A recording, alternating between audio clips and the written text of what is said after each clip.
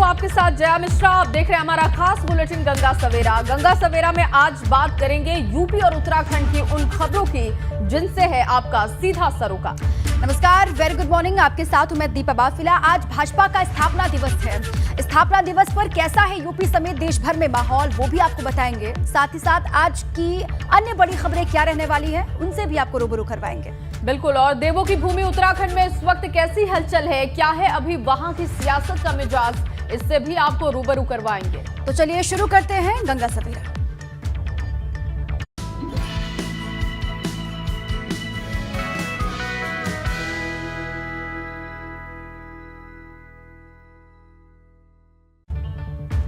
और गंगा सवेरा में सबसे पहले आपको दिखाते हैं आज की 4 बड़ी खबरें। उत्तर प्रदेश की वो 4 बड़ी खबरें जिन पर रहने वाली है सबकी निगाहें, जिस पर इस बुलेटिन में करेंगे विस्तार से बात। सबसे पहली खबर भाजपा के स्थापना दिवस से जुड़ी हुई है।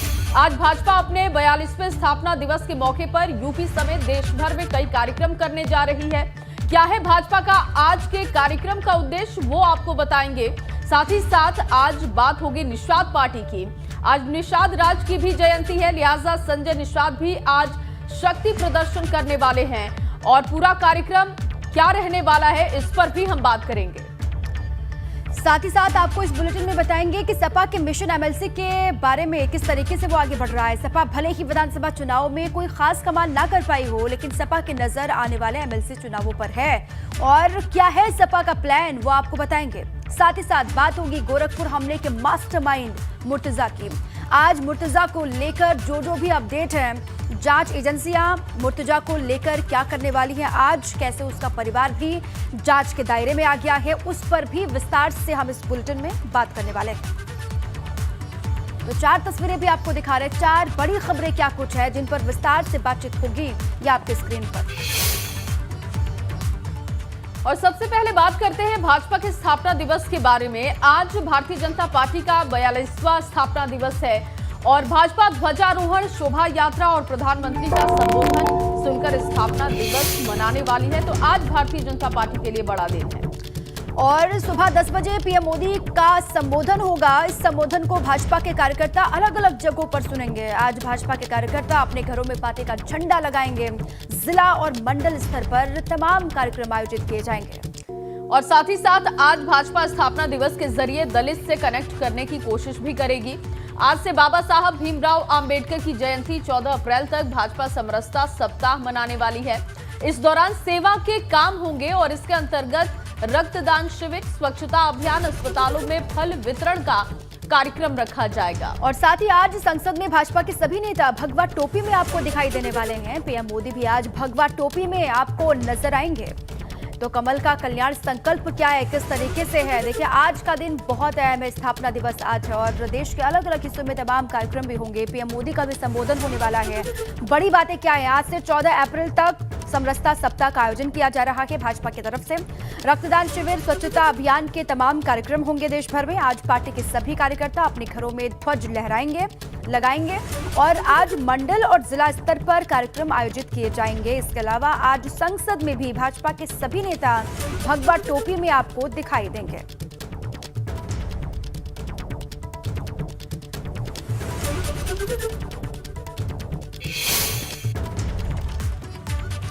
स्थापना दिवस को लेकर आज दिल्ली में क्या होगा वो तो आपने जान लिया। अब आपको बताते हैं कि आज यूपी में इस खास मौके पर क्या होने वाला है। बिल्कुल, आज भारतीय जनता पार्टी पूरे प्रदेश में कई कार्यक्रम का आयोजन करने वाली है। आज प्रदेश के सभी जिला और मंडल स्तर पर ध्वजारोहण का कार्यक्रम है। साथ ही साथ शोभा यात्रा निकाली जाएगी और शोभा यात्रा को आगे बढ़ाया जाएगा। इसका समापन प्रधानमंत्री के संबोधन से होगा, जिसका समय 10 बजे का बताया जा रहा है। और पार्टी के राज्य मुख्यालय पर सुबह 9 बजे ध्वजारोहण होगा, ध्वजारोहण किया जाएगा। इस मौके पर सीएम योगी, प्रदेश अध्यक्ष स्वतंत्र Dev Singh, deputy CM Keshav Prasad Maurya, Brajesh Pathak, party के प्रदेश महामंत्री संगठन सुनील बंसल समेत अन्य जो सीनियर नेता हैं पार्टी कार्यकर्ताओं के साथ वहां पर मौजूद रहेंगे और सभी की मौजूदगी में पूरे कार्यक्रम यहां पर होंगे। तो यूपी के अलग अलग जिलों में कार्यक्रम होने वाले हैं और इन जिलों में एक जिला कासगंज भी है। कासगंज में भी भाजपा के स्थापना दिवस को लेकर तैयारियां पूरी कर ली गई हैं। बिल्कुल, और यहाँ पर भी सुबह 9 बजे का वक्त है, ध्वजारोहण किया जाएगा। ध्वजारोहण के बाद शोभा यात्रा भी निकाली जाएगी और इसके बाद पीएम मोदी का संबोधन जो होगा उसको सभी लोग सुनेंगे। दो तस्वीरें आपको दिखा रहे हैं। भाजपा का स्थापना दिवस आज है। यूपी भर में तमाम कार्यक्रम हो रहे हैं, अलग अलग जिलों में कार्यक्रम, और उन्हीं जिलों में से एक है कासगंज। यहाँ पर भी कार्यक्रम को लेकर तैयारियां की जा रही हैं। और वहीं आज भाजपा की सहयोगी निषाद पार्टी भी आज निषाद राज की जयंती मनाएगी। ये कार्यक्रम प्रयागराज में निषाद राज की कर्मस्थली श्रृंगेरपुर में दोपहर 1:30 बजे से शुरू होगा। और इस कार्यक्रम में निषाद पार्टी के अध्यक्ष और यूपी कैबिनेट मंत्री संजय निषाद खुद मौजूद होंगे।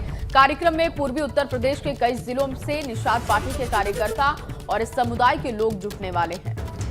संजय निषाद इस कार्यक्रम के जरिए अपना शक्ति प्रदर्शन भी करेंगे। जून महीने में यूपी सरकार भी इसी जगह पर निषाद राज को गले लगाते हुए भगवान राम की मूर्ति लगवाएगी।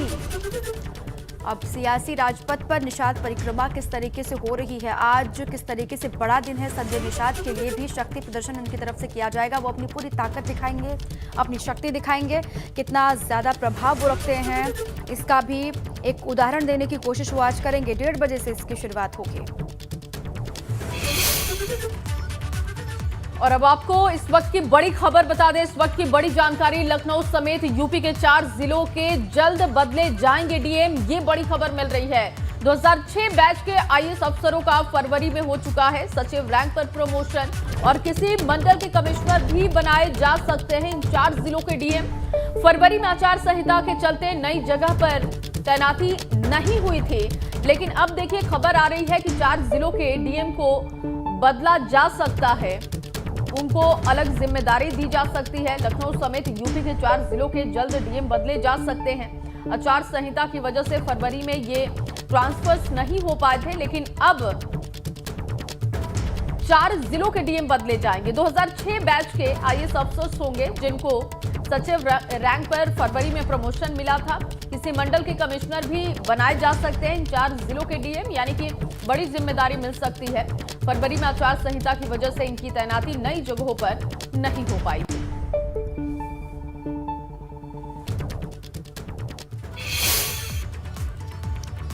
और अब बात योगी सरकार के रोड मैप की। योगी सरकार ने अपने अगले 100 दिनों का पूरा रोड मैप तैयार कर लिया है। मुख्यमंत्री की अध्यक्षता में सभी मंत्रियों ने अपने अपने विभागों की कार्य योजनाओं को मुख्यमंत्री को बताया है।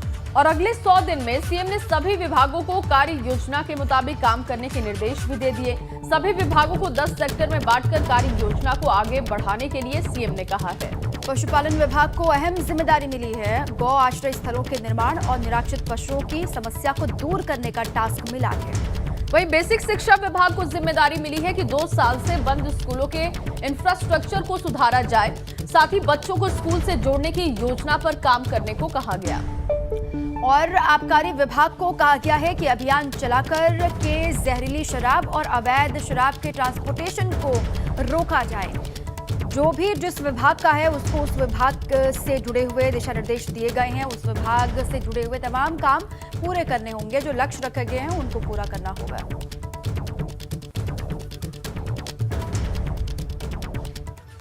और योगी सरकार 2.0 के रोड मैप से जुड़ी एक खास रिपोर्ट आपको दिखाते हैं।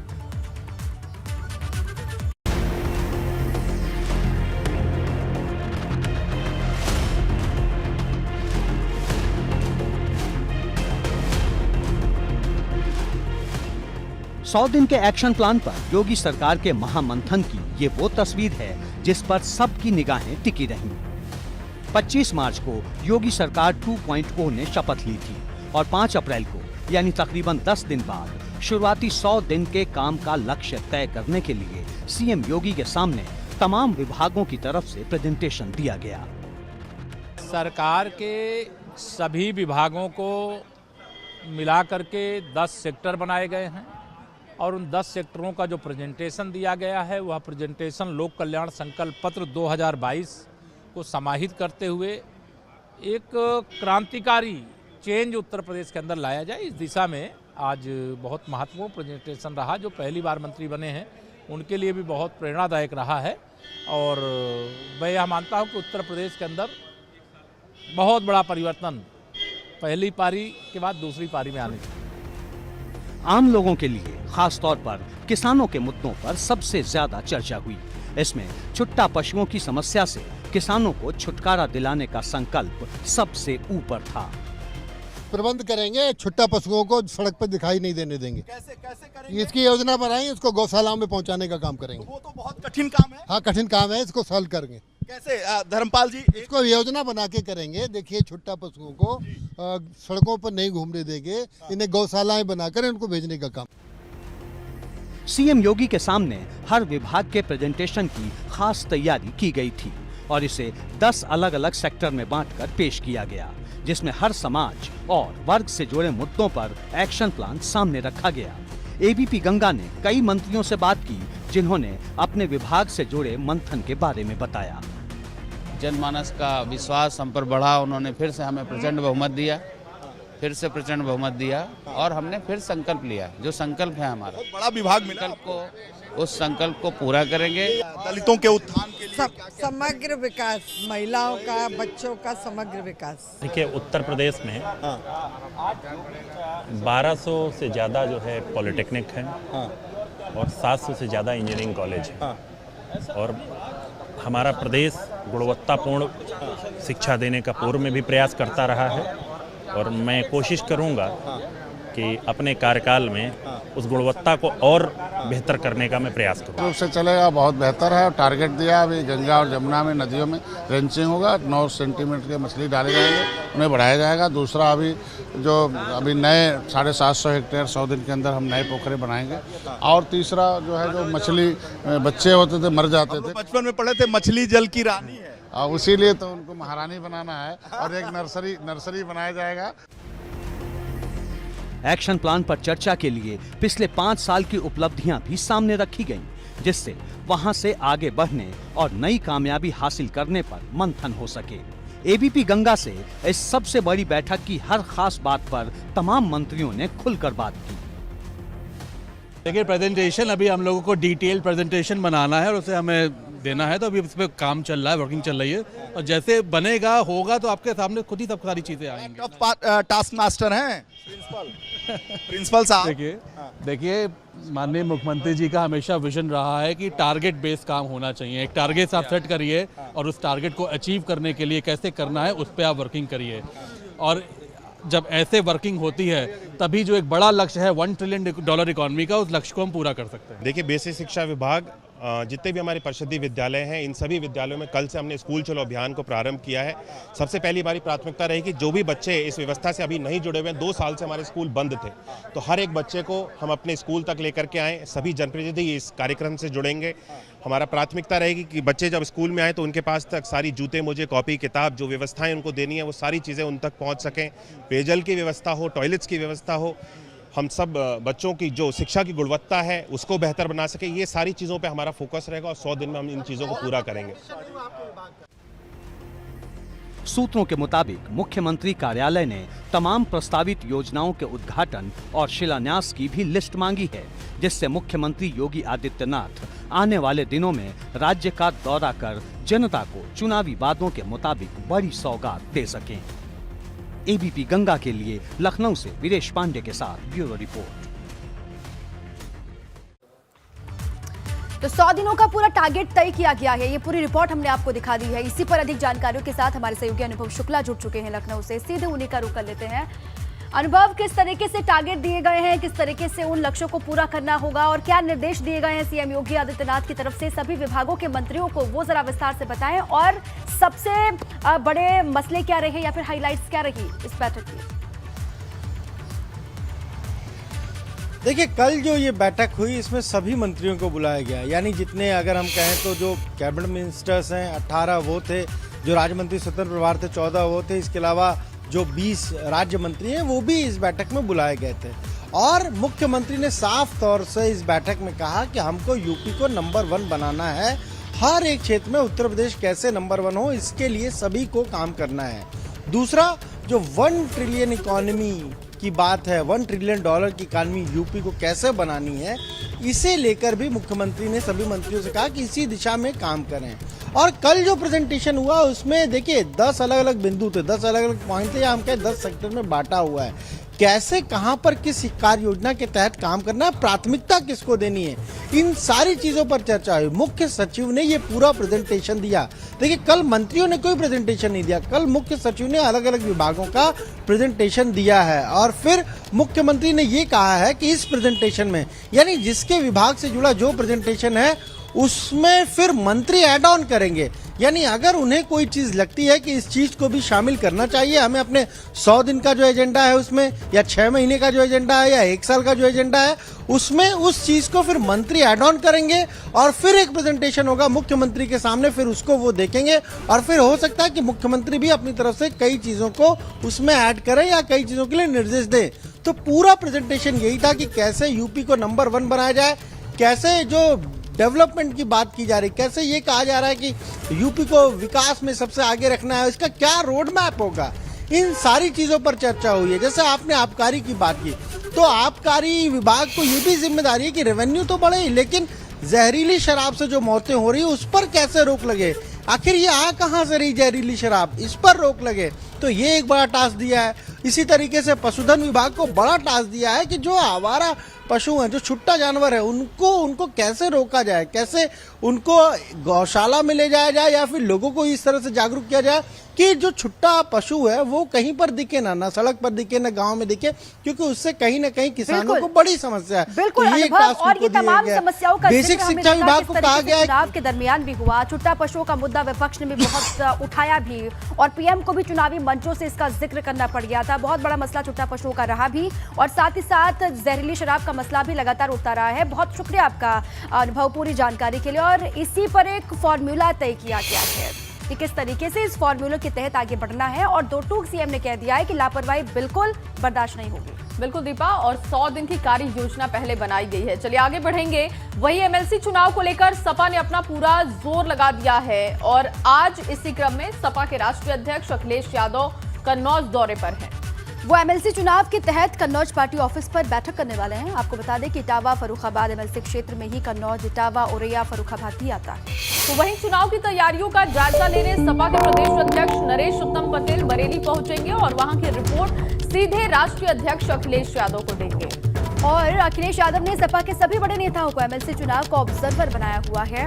वो लगातार देख रहे हैं, जो ऑब्जर्वर बनाए गए हैं उनको निगरानी भी रखनी होगी, उनको और भी पुख्ता तैयारी करनी होगी, कहां पर किस तरीके से आगे बढ़ा जा रहा है पर्यवेक्षक ने देखेंगे।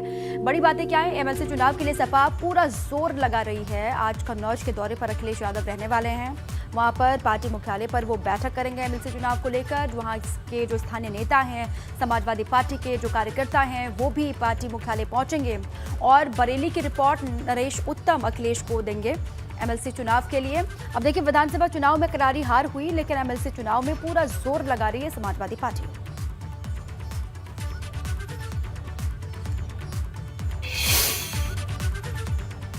और अब बात कर लेते हैं गोरखपुर के गोरक्षनाथ मंदिर में हुए हमले की। इस हमले के मास्टरमाइंड मुर्तजा को लेकर रोज नए नए खुलासे सामने आ रहे हैं। इससे पूछताछ में जांच एजेंसियां लगातार लगी हुई हैं और आज भी एटीएस की टीम मुर्तजा से पूछताछ करेगी।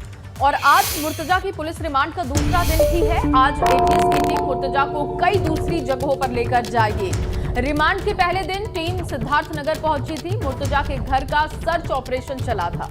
और आपको ये भी हम बता दें कि मुर्तजा के कमरे से कई संदिग्ध दस्तावेज मिले हैं। साथ ही साथ मुर्तजा के घर से एक संदिग्ध हिरासत में भी लिया गया है।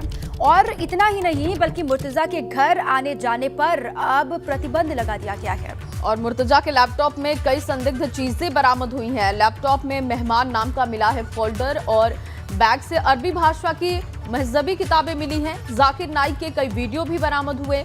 बताया ये भी जा रहा है कि मुर्तजा नेपाल के कई संदिग्धों से चैटिंग भी करता था। देखिए, कई खुलासे अब तक हो चुके हैं। आज दूसरा दिन है रिमांड का, लेकिन उससे पहले अब तक की जो कार्रवाई हुई है, जो पूछताछ हुई है, उसमें कई खुलासे हुए हैं जो कि संदेह के घेरे में मुर्तजा को लाते हैं। अब इसी बीच एक बड़ी खबर है गोरखपुर हमला मामले को लेकर। बड़ा अपडेट आपको दे दें कि डीजी एसटीएफ अमिताभ यश लखनऊ में मौजूद हैं। एडीजी एटीएस नवीन अरोड़ा भी लखनऊ में मौजूद हैं। सीएम को अब तक की जांच पड़ताल का अपडेट बताएंगे। एटीएस की एक टीम भी आज गोरखपुर में अभी गोरखपुर में ही है और स्थानीय पुलिस के साथ जांच पड़ताल करेगी टीम। अब देखिए, एडीजी एटीएस नवीन अरोड़ा लखनऊ में मौजूद हैं। और अमिताभ यश भी लखनऊ में ही मौजूद हैं। सीएम को पूरे जांच पड़ताल के बारे में तफसील से बताया जाएगा। वहीं मुर्तजा के बाद अब उसका परिवार जांच एजेंसियों के घेरे में है। देर शाम एटीएस की टीम मुर्तजा के घर पहुंची और करीब 1.25 घंटे तक जांच पड़ताल के बाद एक संदिग्ध व्यक्ति को अपने साथ ले गई। और इससे पहले गोरखनाथ थाना की पुलिस ने मुर्तजा के घर पर सर्च ऑपरेशन चलाया। ऑपरेशन के दौरान मुर्तजा के कमरे से 2 पैकेट में संदिग्ध दस्तावेज जब्त करके कमरा सील कर दिया गया है।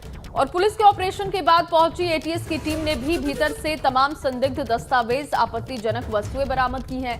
मुर्तजा के परिवार वाले जिस तरीके से पहले दिन से उसे विक्टिम बनाकर बचाने की कोशिश कर रहे थे, उससे वो भी जांच एजेंसी के दायरे में आ चुके हैं। माना ये जा रहा है कि एटीएस और एसटीएफ उन पर भी कार्रवाई कर सकती है। तो मुर्तजा के घर सर्च ऑपरेशन लगातार जारी है। वहां पर अब हालांकि कोई बाहर का व्यक्ति आ नहीं सकता है, उस पर प्रतिबंध लगा दिया गया, लेकिन परिवार वाले भी जांच के दायरे में हैं।